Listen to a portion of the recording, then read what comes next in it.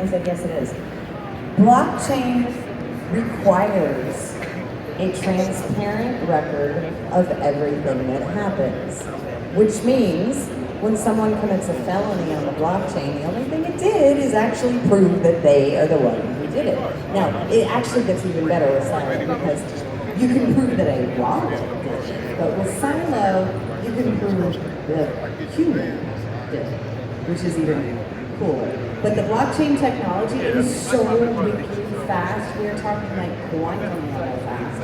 And the key piece of adding blockchain into whatever technology, whatever you're doing, is because it is the future, especially the identity piece, right? Everybody wants to own their data. Nobody, it was really interesting because like basic attention token came out on Brave and you're earning your stuff and I'm like, okay, so I'm getting like maybe a Starbucks a month and I'm online all the time. But these data companies, my friend owns one and I'm like, well, how much do you know about people? And he said, well, what do you want? I said, I want a yoga mommy of a toddler who goes to Haagen-Dazs after class and drives a champagne Toyota Camry and lives in Detroit. He said, there's 27. Like, they literally can get that granular about who we are and extrapolate from that what we will do as a consumer. And with blockchain, we can cut off those data streams unless they want to pay us for it.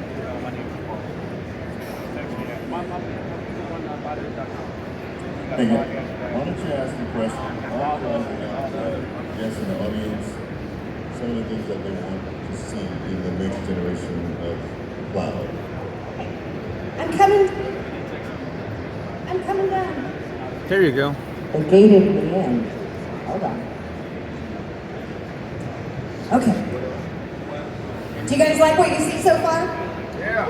Can I have a round of applause if you like what you see so far? How many of you would like to have your own channel, your own cloud, your own data? I mean, I had to live with a DevOps guy in 2000 just to have my own email server at home. This is like plug and play, boom, done. And all your stuff is secure and fraction, and if your house burns down, you still have it. Could you imagine? Okay, so I'm a little bit of a do-gooder. I can't help it, like the Mother Teresa part. But I just imagine, right?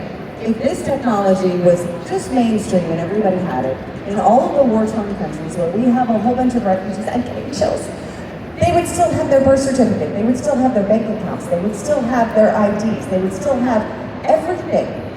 Because it lived in the cloud and all they had to do was get to a safe place and be able to log in. And they wouldn't lose anything, right? We have such tremendous scam going around everything. Remember, they were hacking the human, usually not the blockchain, right? But this would prevent certain transactions, or if they did go through, it would prove who did it. It would solve so many problems.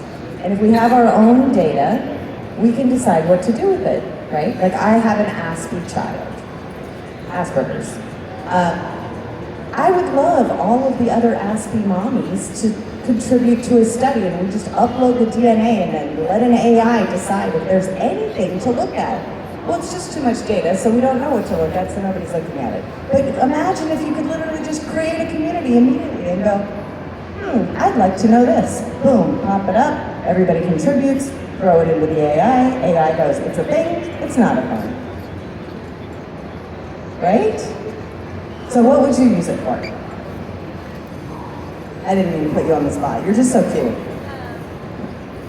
To be honest, I'm just open to the innovation I think I'm just really just absorbing everything, but what you just mentioned was amazing. I'm just impressed with how fast everything is and the fact that we can take our own data into our own hands. So I also am the co-founder of the Billionaire Zombies Club, which is a NFT, PFP, profile picture project, right? But we're also a DAO, a decentralized autonomous organization, right?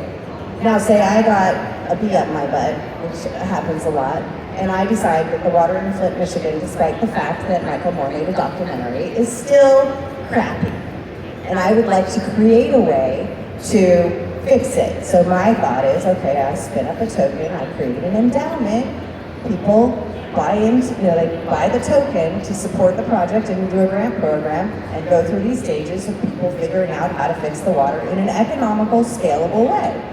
And then we get the water fixed, but then The end result, that intellectual property, is fractionally owned by all the people who bought the token. Problem solved, innovation, no red tape, no bureaucracy, right?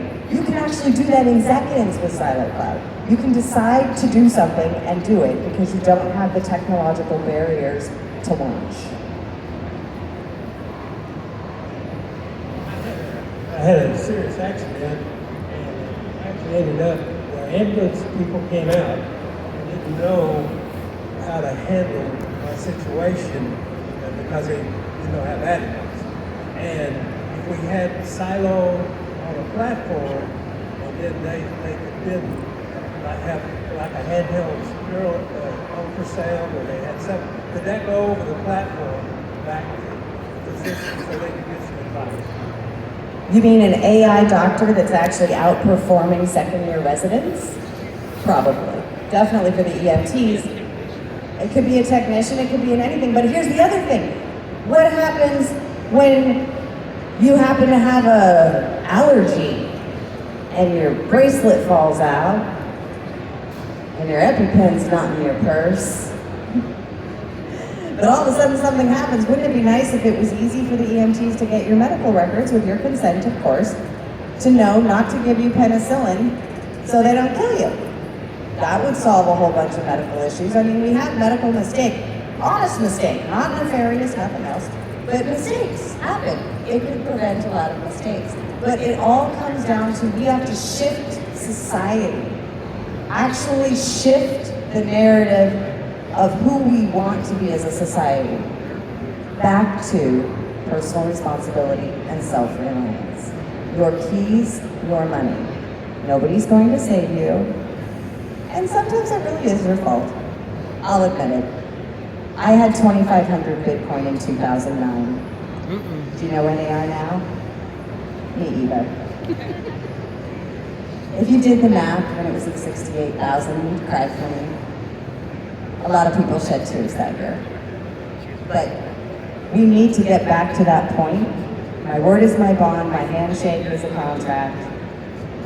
The world will be a better place, and we will all have more sovereignty and more ability to create innovative solutions to things that we find are problems, right?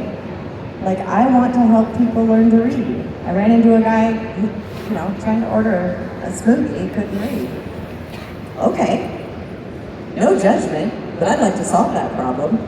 There was a tiny little pilot project that showed that homeless people, they really just needed their ID so that they could work, right? I think it was like 30 or 60, I'm buzzing up the numbers, 30 or 60 homeless people. Volunteers went out, took them, got them their birth certificate, got them their social security card, got them their driver's license. In 60 days, they were all self-sufficient, living on their own. The ID aspect is so important that we all own our identities, that nobody can take it away.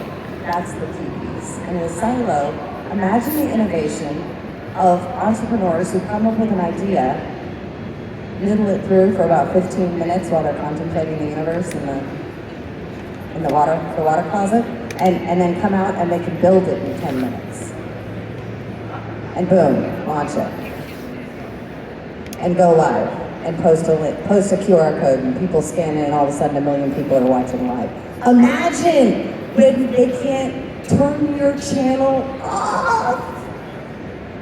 I guarantee you somebody's gonna spin up a 24/7 sports thing. Because did you all see the marble racing during COVID? Come on, that was great. A sportscaster, a color commentator, commentating a colored marble race down a sand hill. Like, it was epic. And entertaining, and I watched the whole thing. What could you do that people would watch the whole thing? You all are interesting. I know you all have some special skill. You have something that you're better at than everybody else. What is it?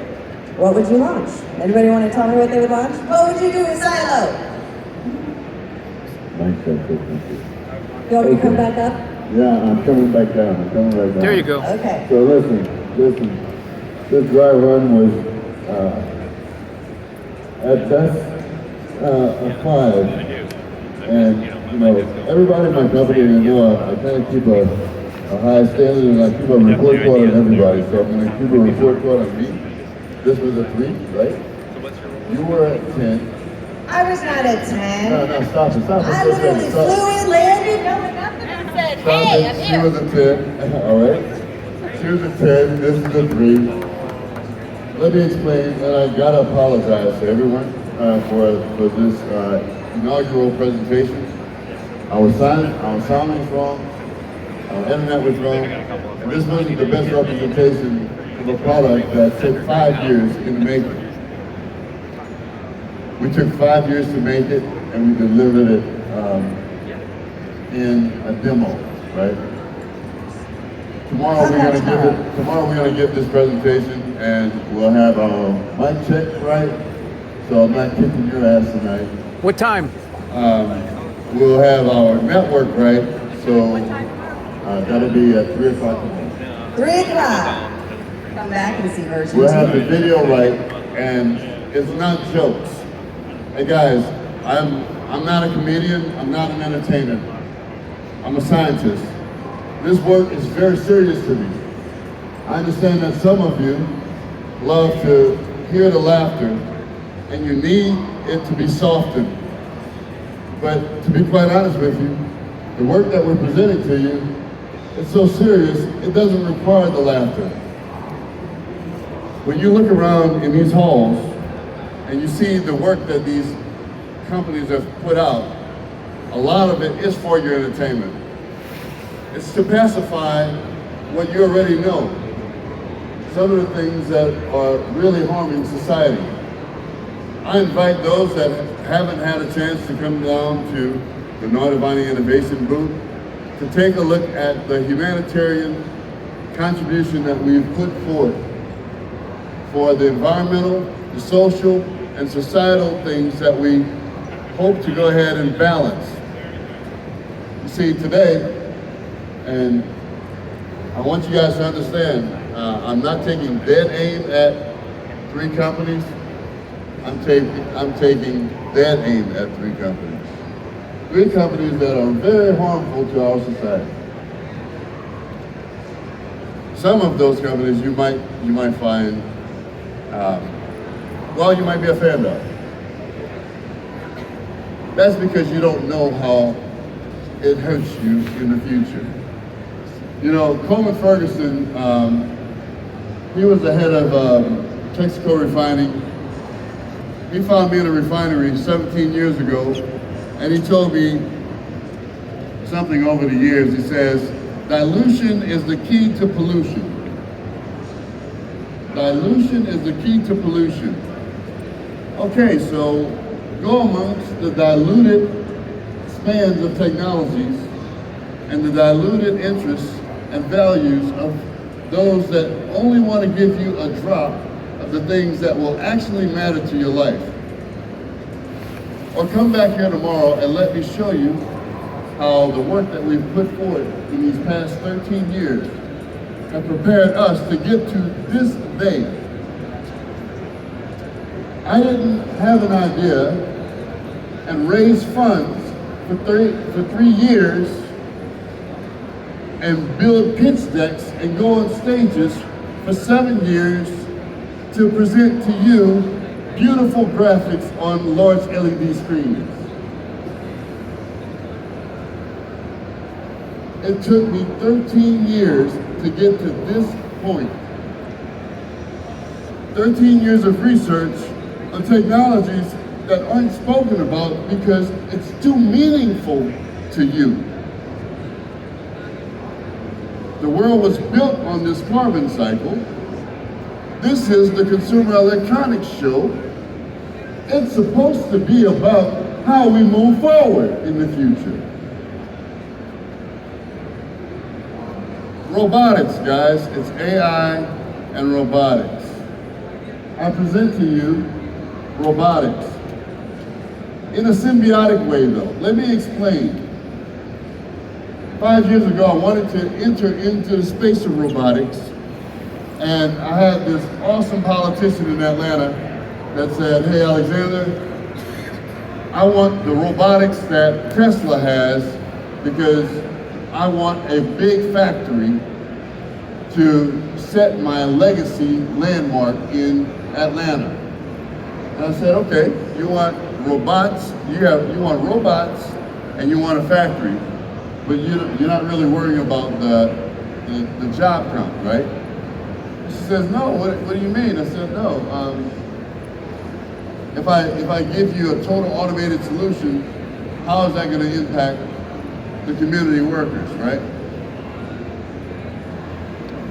Well, she didn't expect me to even go there because they never do. See, widget makers and dealers, they're selling volume. They don't mind displacement or disruption. In fact, when was disruption ever a good thing? Every technology company in this hall that has the word disruption on their booth should be ashamed. Because disruption is not advancement, disruption is displacement. Disruption is absolutely displacement. And what we're doing here, well, no, this is humanitarian. It's about the symbiotics and the symbiotic approach to humanity. Here lies the Jaeger robot. It does not work without humans. It does not work without a human on the other end of it. What does that mean? Why do a robot, Alexander?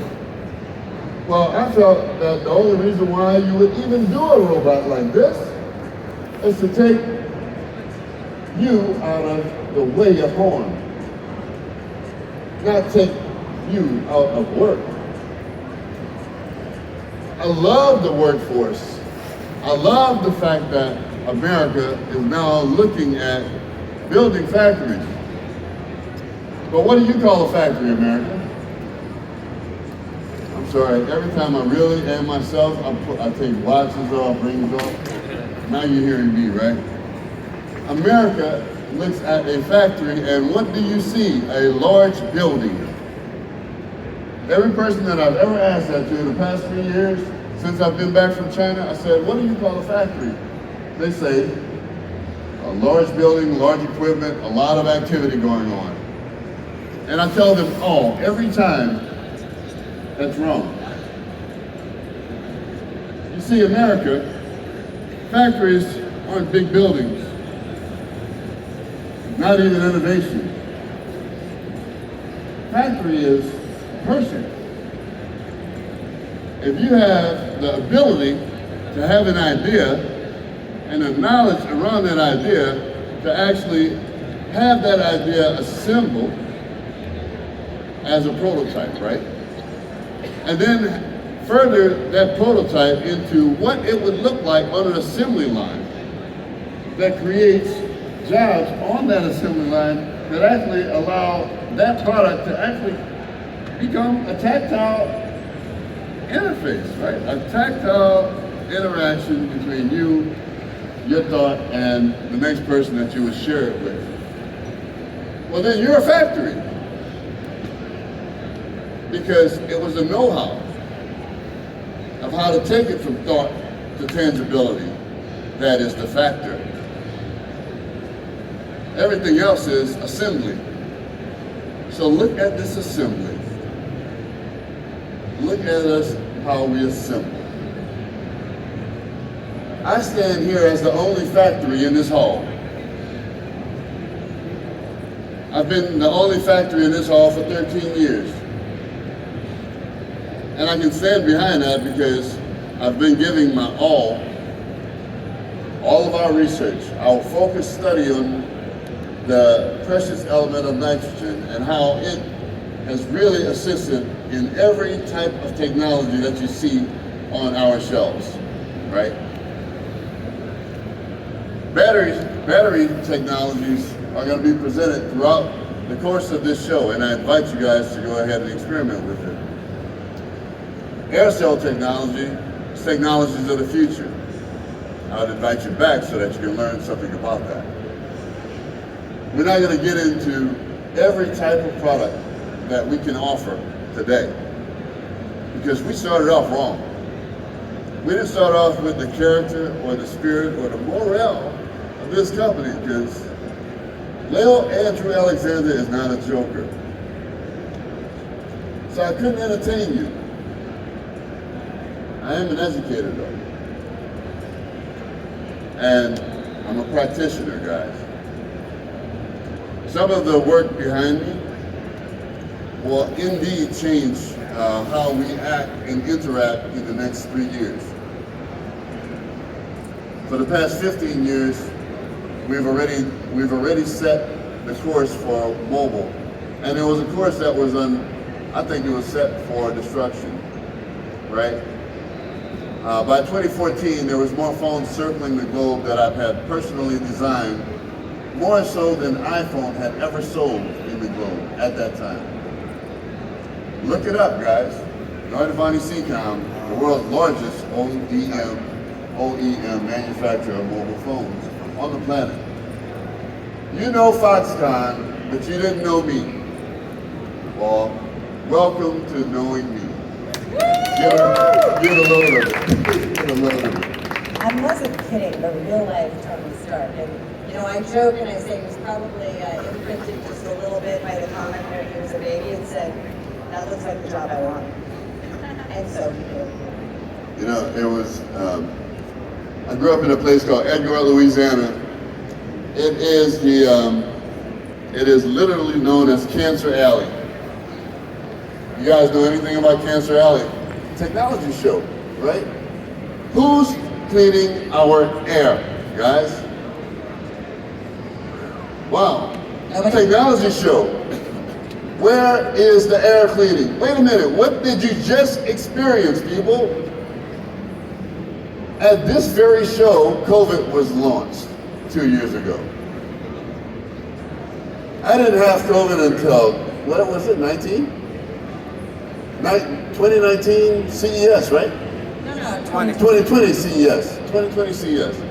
Yeah, my whole family and my entire staff got COVID at 2020 CES. That was January. February, March. March, the US knew it. April, May. June, Leo Alexander and Noivani was building your mask that supported America. We built the factories that built the masks so that the states could build their own masks. And we saw that anion was going to be a shortage. Terrible. What are we doing to prepare for that next problem? I guess Noivani has been an emergency response team. I guess we're crisis management. But again, I say to you, this is CES. This is the Consumer Electronics Trade Show. This is supposed to be the biggest show on the planet that fosters technologies that are for the betterment of humanity. It's not a joke. It's not just entertainment. And I think I'm in the right space. Because at this point, I guess all intelligence is artificial, right? It's AI and robotics. Guys, if I ask you, give me this mic. If I ask you, what is the air that you breathe? What would be the normal answer? Oxygen, right? But the atmosphere is made up of what? 80% nitrogen, 19% oxygen, 1% carbon dioxide. Yeah, so I'm a 70s baby, so I was taught the carbon cycle like a lot of us here. Nitrogen was never in our studies, right? You never understood what the nitrogen cycle was because the carbon cycle was how the world evolved. Our entire state of humanity and our entire economics was built on the carbon cycle. And if you know anything about the carbon cycle, well, that's how things combust. That's how things explode. So I guess we've had an explosive history, right? For us to propel further, I think we need to start indoctrinating new philosophies about our understanding and our interaction and our knowledge about the nitrogen cycle, because it helps everything be internalized at a greater scale. Like how you even consume the oxygen you thought you bred, right? Nitrogen smothers that, allows you to ingest that, because of the simple mass of it. You don't breathe nitrogen per se, you breathe into O2, right? Nitrogen and oxygen. We have technologies at the front of this booth that have fostered unique techniques around the disassociation properties of volatile organic compounds in the air. I expect, I would implore you guys to go ahead and learn a lot more about it, because I have specialists at the booth and I don't want to steal their thunder. But the technology around it allows you to have a clean air environment without the need of any intermediate filters, right? Because we're actually using the chemical in the air itself to cleanse itself, the way God intended. See, scientists and inventors like myself, we're not geniuses. I hate the word. We're mimics, because we're all trying to do it as good as he did it. The Solomon philosophy. There's nothing new under the sun. I'm just trying to build it. The sun helps light the way. Guys, we have some pretty awesome products. This is our Silo Cloud modular notebook. It runs on 5G. The operating system is Silo Cloud, but you can toggle between Android and Windows. So I thought that was pretty cool to bring to the show. I'm so tired of phones, I want these out of your hands. Literally. Because we've lost touch with the people that were in front of us because of these things. It's funny, this company was built on making these things. The best thing that I've built so far, the family.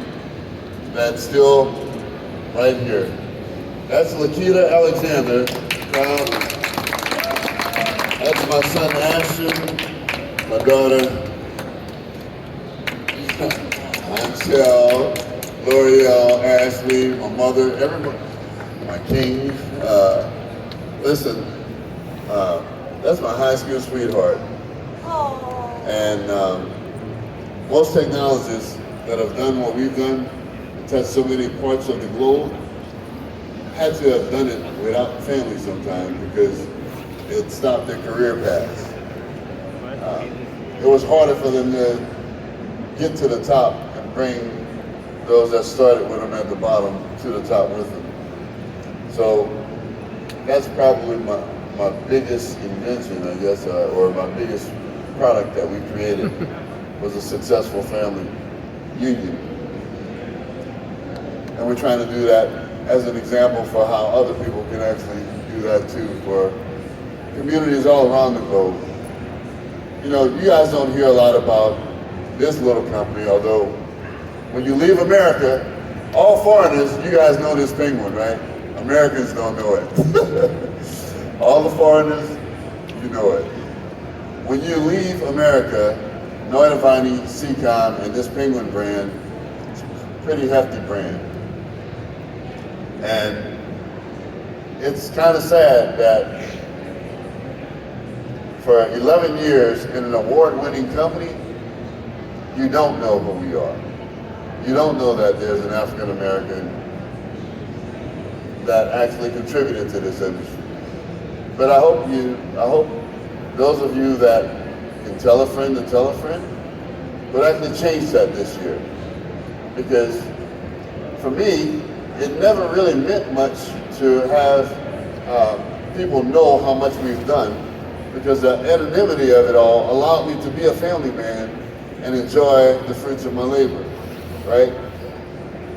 But now we want to compete, which means I need you to help me propel this company, which means I need you to know what we do and know who's behind it. So no longer will I build for the Experians and the RCAs and the TCLs and the Alcatels, and should I say every name in the hall that I built for? I'm Leo Alexander. This is Noit Avani. It's innovation spelled backwards. Let's say it together. No. Noit Avani. It's innovation spelled backwards. It was named that way because of the Miracast technology that we delivered to this industry 13 years ago. The operating system is Silo Cloud. It was built for you. It wasn't built for me. It wasn't a Leo Alexander's cloud take over the world. It wasn't a Google, Elon Musk, a Tesla. I'm sorry. These guys have great ideas and they tell you about it, and then people raise crazy monies and they have the money to fake it until they get it. I don't have the money to fake it until I get it.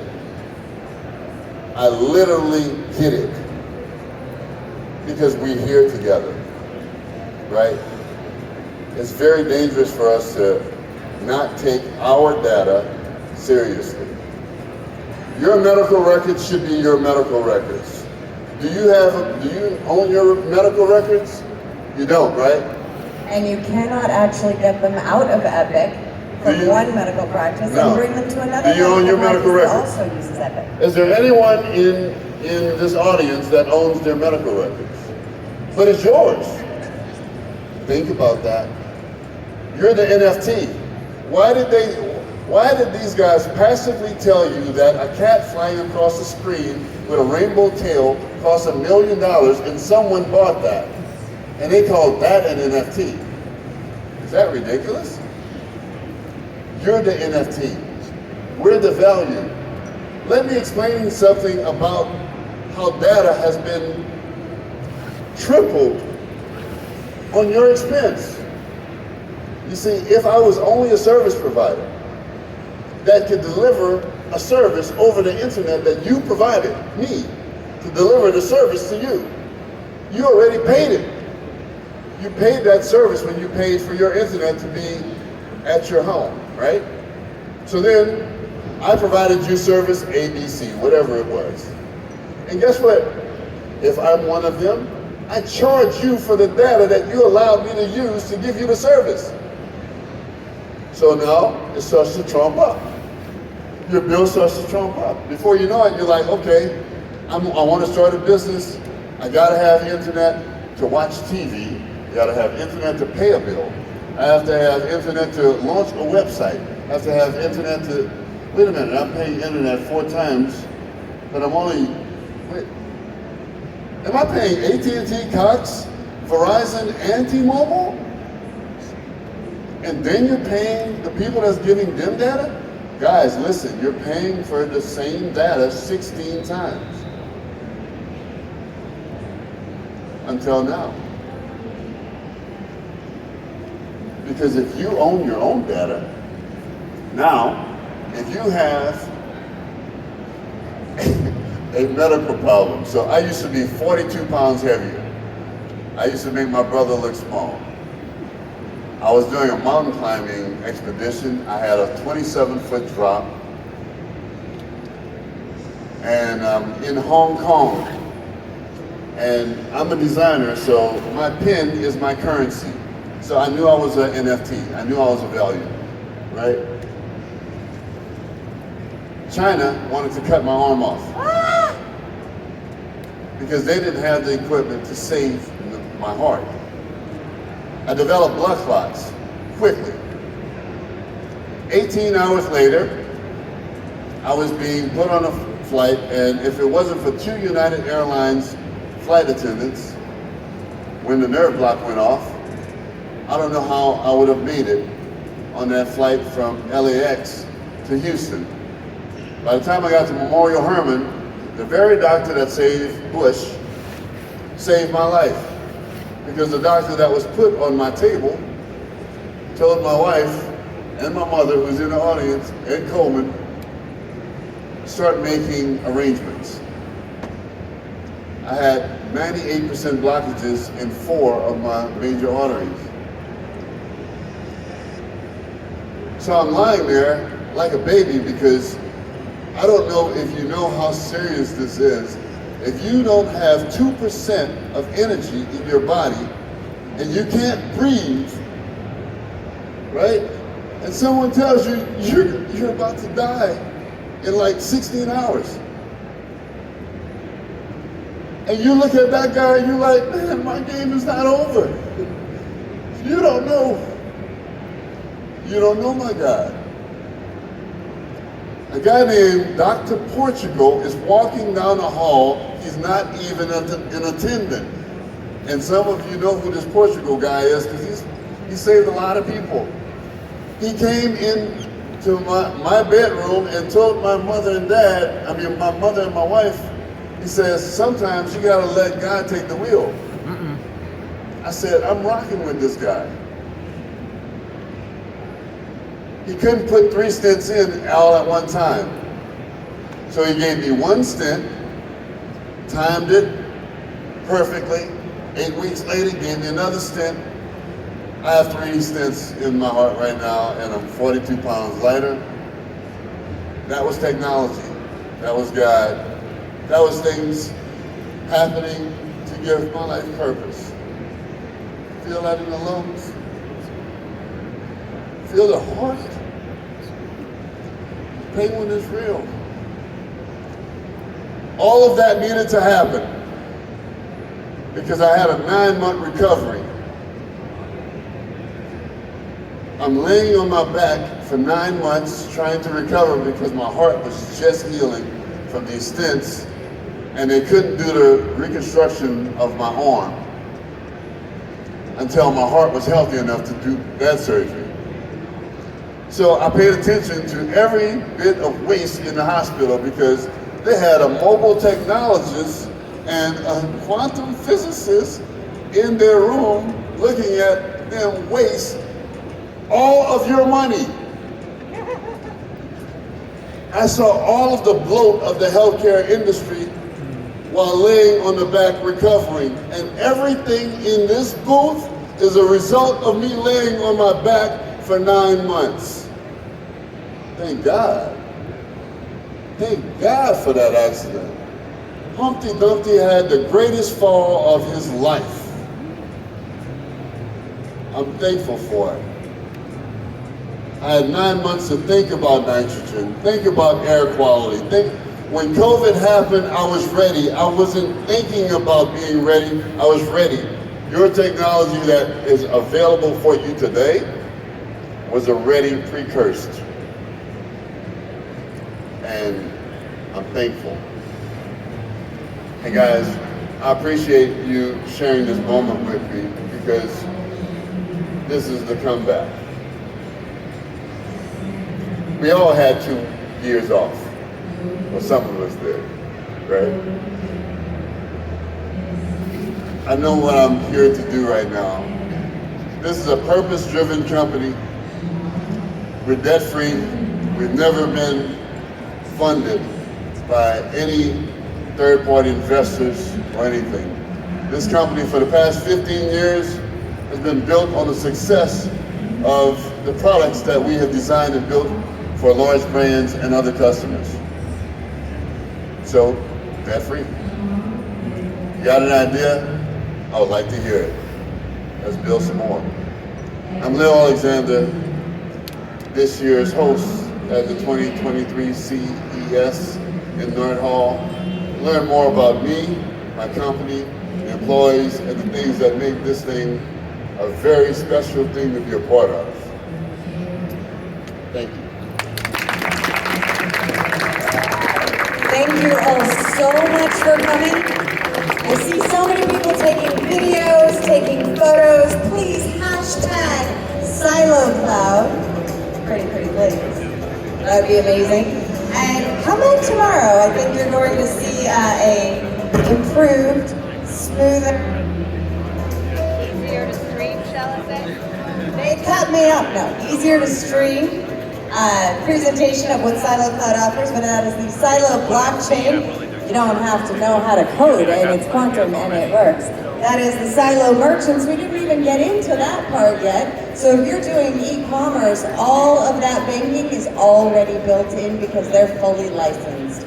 so you don't have to go out. You've got the Silo wallet, which includes the identity, the ability to hold the NFTs, the ability to hold cryptocurrency, the ability to hold fiat, the ability to hold whatever you want. You've got your Silo open world. Yo, we haven't even talked about the metaverse. We're definitely gonna. Then we have Game Deck. Oh my God, you didn't even see this.